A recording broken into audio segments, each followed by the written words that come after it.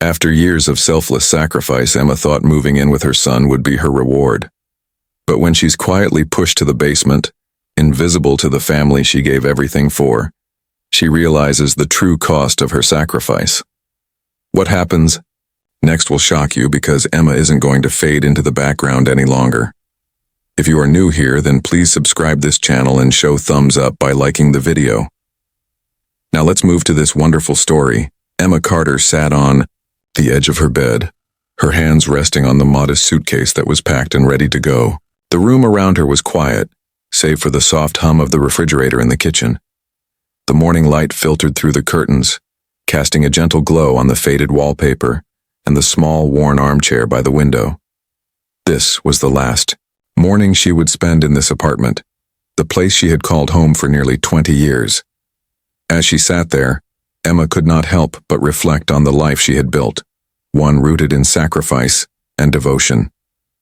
Her life had been devoted to her son, Mark, ever since the day her husband died in a tragic accident. Mark had been just 3 years old when his father passed, and from that moment on, Emma had done everything in her power to give him a better life.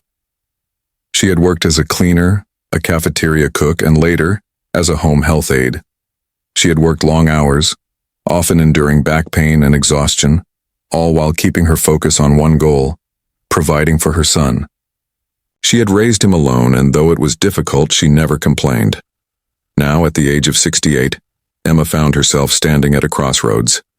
Mark was grown, married, and had a family of his own. He had a good job in software development, and his life seemed to be on the right track. 2 years ago, Mark had married Claire, a woman from a well-to-do family. Claire was graceful and polished, always well put together, with a voice that sounded like smooth marble. Emma had always felt a little out of place next to Claire, unsure of how to bridge the gap between their worlds. But despite her reservations, she had tried to keep an open mind, especially since Claire had insisted that Emma move in with them. "It only makes sense, Mom," Claire had said during a phone call a few months ago. "You shouldn't be alone anymore. We have the space. Come live with us." The offer had seemed like a blessing at first. Emma had never liked living alone. She had sold her apartment, offering to contribute the proceeds to help with the down payment on Mark and Claire's new house. It felt like the right thing to do. She had always given everything to her son, and now it was time for them to repay her. Or so she thought. She imagined living under one roof with her family again. She pictured Sunday dinners, helping with the grandchildren, and perhaps, just perhaps, a second chance at family life. But as the movers arrived and began loading her belongings into the truck, something inside Emma felt uneasy. She tried to ignore it, brushing it off as nerves, but deep down, she knew that moving into Mark and Claire's home wouldn't be as simple as she had imagined. As she watched the movers carry out her cherished belongings, her grandmother's hand-carved cedar chest, a few boxes of kitchenware, and her worn armchair, she couldn't shake the feeling that she was leaving something behind. Something more than just her apartment. The drive to the new house was quiet. Emma sat in the passenger seat of the moving truck, gazing out the window as the city shrank behind them and the suburbs stretched out before her. She was excited, yes, but there was also a sense of dread building inside her, like a quiet storm that she could not yet understand. When they arrived at the house, Emma couldn't help but be awed by its size and beauty. It was a 2-story brick colonial, with white shutters and a wide front porch that overlooked a manicured lawn. A large maple tree stood in the front yard, its leaves beginning to turn the deep red of autumn. She had never lived in a house like this, and for a moment she allowed herself to feel proud of her son. He had worked hard to get here. He had made something of himself. Claire greeted her with a smile that didn't quite reach her eyes. "Welcome, Emma," she said, stepping forward to hug her, her arms stiff and controlled. Claire's perfume, sharp and floral, lingered in the air as she pulled away. It was a small gesture, but to Emma it felt cold, as if the warmth she had hoped for had been swallowed by the walls of this new home. Mark emerged from the garage, arms open, his broad shoulders filling the doorway. He pulled Emma into a long, affectionate hug, and for a moment she allowed herself to feel the comfort of his embrace. "You look great, Mom," he said, his voice warm. "We're so glad you're here." Inside the house, everything was as perfect as Emma had imagined. The hardwood floors gleamed beneath the large windows, and the air smelled faintly of lemon polish. Claire led her through the house, showing her the spacious living room, the open kitchen with marble countertops, and the guest bedroom on the main floor. "This will be your room, Emma," Claire said, clasping her hands in front of her. "We thought it would be nice for you to be near everything." The room was lovely, soft blue walls and a queen-sized bed with a window overlooking the backyard. It felt welcoming yet somehow distant, as though it wasn't truly hers. But she smiled and thanked Claire, telling herself that it would be a new chapter, a fresh start. For the first few weeks, Emma settled into her new routine. She woke early just as she always had and made breakfast before anyone else stirred. She helped pack lunches, watered the plants, and cooked dinner. She was grateful to feel needed again, to be useful to her family. But as the days passed, she began to notice small things that made her feel like an outsider. Claire's polite smiles, Mark's distracted nods, and the growing distance between her and the family she had worked so hard to build a life for. Emma didn't want to rock the boat. She told herself to be patient, to wait for things to settle. After all, she was living with them now, and they had given her a place to stay. But deep down, she knew that something had changed, and the silence that filled the house was more suffocating than the quiet of her old apartment ever had been. As she sat in her new room, folding laundry one evening, Emma felt a sudden tightness in her chest. She had traded one kind of solitude for another, and in that moment she wondered if she had made a mistake. But she didn't speak of it. Not yet. She would wait, and as she watched the last of her belongings disappear into the corners of the house, she silently prepared for the reality of what was to come. The silence, the distance, it was only just beginning. The days continued to slip by quietly as Emma settled into the rhythm of the household. She had always been a woman of routine, finding comfort in the familiar tasks of preparing meals, folding laundry, and maintaining the home. But here, in the house that was supposed to be a new beginning, the repetitive sounds of daily life felt like a hollow echo.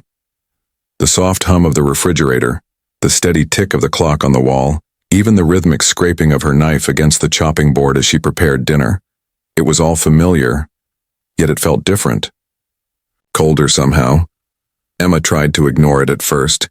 After all, she told herself she was here to help. She wasn't the one to complain or demand attention. But with each passing day, the smile on Claire's face grew more forced, the distance between them more noticeable. Claire was always polite, always smiling, but there was something in the way she moved around the house, as though she was trying to avoid bumping into Emma. Her words were gentle, but they lacked warmth. The tone she used with Emma was different from the one she used with Mark or the children. It was as if Emma was just another part of the house, functional but unimportant. Mark, too, seemed distant, though in a quieter way. He was busy with work, often coming home late, his mind already on the next task or meeting. He kissed Claire on the cheek, kissed the children goodbye in the mornings, but when it came to his mother, the gestures of affection were fleeting. A quick hug, a distracted, "Thanks, Mom," as he left for work. Emma had raised him, sacrificed so much to give him the life he had now, and yet in this house she felt like a guest, one whose presence was tolerated rather than cherished. Emma knew she couldn't say anything. She told herself not to overthink it. After all, this was their home now, not hers. She had chosen to move in with them, to contribute to their lives in any way she could. But as the days wore on, Emma began to notice the small things that hurt the most, the things that couldn't be ignored. The way Claire would ask her to help with the dishes, but then insist on doing them herself. The way Mark would nod and smile but never really engage in conversation. The way the children, once so eager to spend time with her, now seemed more interested in their own lives than in her company.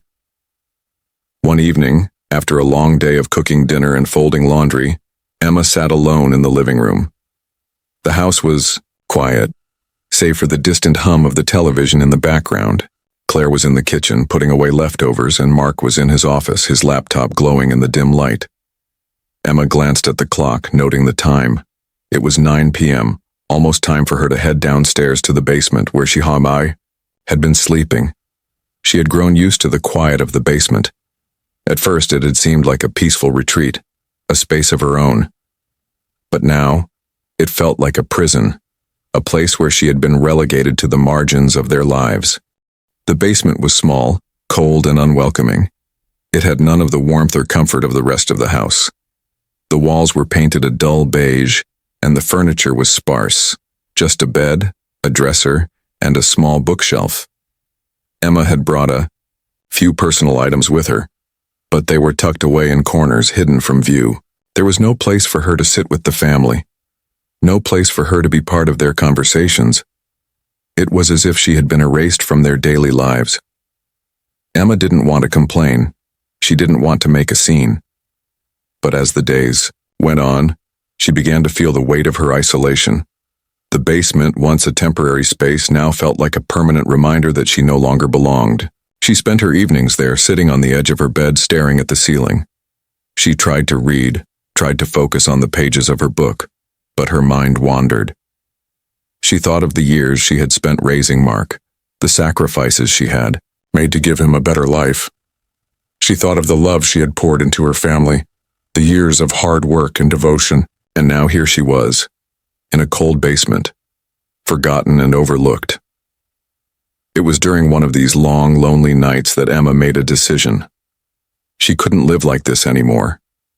She had spent so many years being strong for everyone else, sacrificing her own happiness and well-being for the sake of her family, but now she realized she was no longer strong. She was invisible. And she had had enough. The next morning, Emma woke early, as she always did. She made coffee, brewed a pot of tea, and began to prepare breakfast. But today, something was different. Today she was going to speak up. She was going to stop hiding in the shadows and start living for herself. She wasn't going to let her family continue to take her for granted. She wasn't going to let them erase her from their lives. But when she tried to bring up her feelings with Mark, he brushed her off. "You're just adjusting," he said with a quick smile. "It's just a big change for everyone. We're all still getting used to this." Claire, too, seemed to dismiss her concerns. "You're being dramatic, Emma," she said lightly, her voice cool and unfeeling. "Everything is fine, you're just being sensitive." Emma's heart sank as she listened to their dismissals. She had been sensitive before, but this time, she knew something was wrong. She couldn't keep living like this, not for them, not for anyone. She had given up everything for her family, her home, her savings, her dreams, and now she was paying the price. She had sacrificed too much, and it was time for her to stop. That afternoon, Emma went for a walk. The streets were quiet, the sun dipping low in the sky. She walked slowly, taking in the sights and sounds around her. The world seemed so much bigger outside the walls of her family's house. And for the first time in a long time, she felt a spark of hope. Maybe there was a life beyond the basement, beyond the family that had left her behind. As Emma walked, she made a promise to herself. She was done being invisible. She was done sacrificing for a family that didn't see her. It was time for her to find her own path, her own purpose. And no matter what, she would no longer fade into the background. This was just the beginning of Emma's journey toward reclaiming herself. Emma had always been a woman who gave her all to others, never asking for anything in return. She had raised Mark with nothing but love, sacrificing her own dreams to give him everything she thought he needed. For years she had accepted her role as a silent caregiver, the one who quietly served in the background, always present but never truly seen. But that was before the basement. The basement had been the last straw, the place where her sense of self had been broken down, bit by bit. Every day, she had felt herself growing smaller, more invisible. Her world had shrunk, and with it, so had her spirit. But what had started as a feeling of helplessness began to stir something inside her. A spark, a flicker of resistance. Deep down, Emma knew she couldn't let this continue. She had spent her life giving, but now, for the first time, she realized she had to give to herself. The first sign of change came one afternoon as she sat in the cold basement, staring at the same four walls she had grown so familiar with. The house above her hummed with the sounds of daily life, but it all felt so distant, so far removed from her own existence. The children were out at school, and Claire and Mark were busy with their own routines. As usual, Emma was left to her own devices, but today was different. Emma picked up her pen and notebook, something she hadn't done in years. She had always loved to write, but she had put that passion aside to care for her family. Now, as the quiet of the basement surrounded her, she allowed herself to be still and listen to the voice inside her. She began to write about her life, about the years she had spent raising Mark, about the sacrifices, the loneliness, and the slow erasure of her own identity. She poured her heart onto the pages, writing not just for herself, but for the woman she used to be, the woman who had dreams and hopes, a woman who had a voice that deserved to be heard. As she wrote, she felt something stir inside her. It wasn't just the catharsis of putting her emotions on paper. It was the realization that she still had a voice, still had power, still had the ability to change the course of her life. That night, after finishing her entry, Emma read over her words. For the first time in a long while, she didn't feel like a victim. She felt like a woman who had a right to her own life, a life that didn't have to be defined by the needs and expectations of others. Her writing became her lifeline, her way of reconnecting with the woman she had lost. And in that moment, she knew she had to take action. She couldn't continue living in the shadows of her family's life. She had given so much, but it was time to claim her own future. The next day, Emma went to the local community center where she had seen a flyer for a writing group. It was for women over 60, and the flyer promised a space where women could share their stories and find their voices again. Emma hesitated for a moment before picking up the phone number. She had always been someone who put the needs of others first, but this time, she was doing something for herself. It felt like a small but necessary step. When she called the number, a kind voice on the other end welcomed her. "We're meeting tomorrow," the woman said. "You're welcome to join us. There's no experience necessary, just a willingness to share your story." Emma thanked her and hung up the phone, a strange sense of excitement and nervousness swirling inside her. She had no idea what to expect, but for the first time in a long time, she felt hopeful.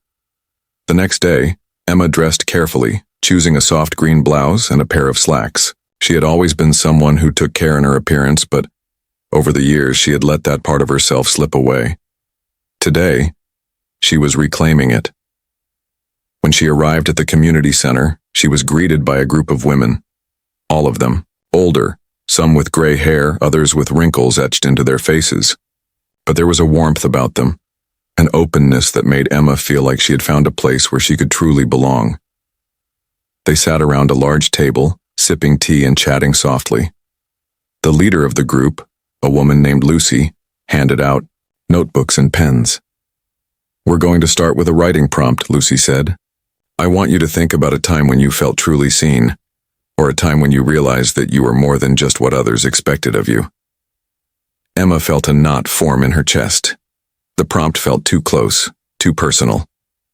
She had spent so many years being invisible, being the one who supported everyone else. Had there ever been a time when she felt truly seen? It was a question she hadn't allowed herself to ask before, but now it felt like the most important question of all. She picked up her pen and began to write. She wrote about the days she had spent caring for Mark, about the moments when he had looked at her with love and gratitude. She wrote about the quiet sacrifices she had made, and the quiet pain of being taken for granted. She wrote about the basement, about how she had felt erased, how her identity had been stripped away. And then she wrote about the moment she had realized she couldn't let it continue. She wrote about reclaiming her voice, about choosing to live for herself, not for anyone else. When the time came to share, Emma hesitated, but when the others shared their stories, something inside her shifted. She wasn't alone. These women, too, had stories of sacrifice, of invisibility, of rediscovery. They understood her, they heard her. When it was her turn, Emma spoke quietly, at first, but as she went on, her voice grew stronger. She shared her story, the pain, the growth, the realization that she was more than what others had made her. And as she finished, there was a moment of silence, a moment of respect. One of the women reached across the table and took her hand. "You're not alone," she said gently. Emma's heart swelled with emotion. For the first time in a long time, she felt seen, not as a mother, not as a helper, not as someone's wife, but as herself. Emma Carter. A woman with a voice. A woman with a future. As the meeting ended, Lucy handed her a brochure for a local writing group. "We meet every week," she said. "You're welcome to join us again." Emma smiled, a real smile, one that reached her eyes. "I will," she said. "Thank you." That night, Emma returned to the basement, but it was different now. The space, though still small and cold, no longer felt like a prison. She had found a part of herself again, a part that could not be confined by walls. She picked up her pen and began to write again, this time with confidence. The words flowed, and for the first time in years, she felt like she was no longer waiting for permission to live. She was living, and nothing would ever make her shrink back again. This was just the beginning of her transformation, and she was ready to embrace whatever came next. Emma awoke to the sound of birds chirping outside her basement window.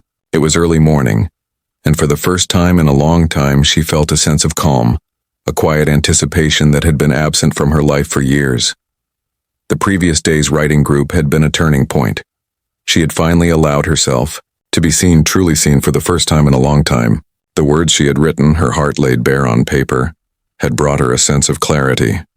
It was as though a weight had been lifted, and for the first time she could breathe deeply without the pressure of a life built solely for others.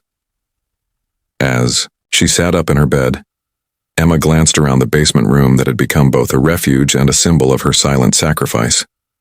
It was still the same space, with its cold walls and minimal furniture, but today, it felt different. She had started to realize that it wasn't the walls or the space itself that had made her feel trapped. It was the way she had allowed herself to be confined. Now, she was choosing a new way to live, one where she no longer just existed in the shadows. Emma dressed quietly, choosing a simple blue blouse and a pair of black pants. She had always prided herself on looking put together, but the years of care for others had dulled that part of her. Today, she was reclaiming it. She stepped out of the basement and into the house, moving quietly through the kitchen, where the smell of freshly brewed coffee filled the air. It was early, and Mark and Claire hadn't yet woken up. The children, Sophie and Leo, were still asleep upstairs, their rooms silent. Emma walked out to the small back porch, her cup of tea warming, her hands as she gazed out at the backyard. The trees were still bare, but the first signs of spring were beginning to show. The earth felt alive with potential. It was a feeling she hadn't experienced in so long. She could almost hear her own voice in the stillness of the morning, reminding herself that she still had time to change, to grow. The world was open to her again, and she was no longer waiting for anyone's approval to step into it. The next few weeks passed in a blur of small victories. Emma continued attending the writing group, finding solace in the company of other women who understood her struggle. They shared their stories, their dreams, and their frustrations, and Emma slowly began to open up more, to share not just her past but her hopes for the future. For the first time in years, she was speaking for herself, not as a mother, not as a wife, but as Emma Carter, a woman with her own dreams and desires. One Saturday afternoon, as Emma was sitting at her desk in the basement, her notebook open in front of her, the phone rang. She hesitated for a moment before picking it up. It was Mark. "Hey, Mom," he said, his voice hesitant.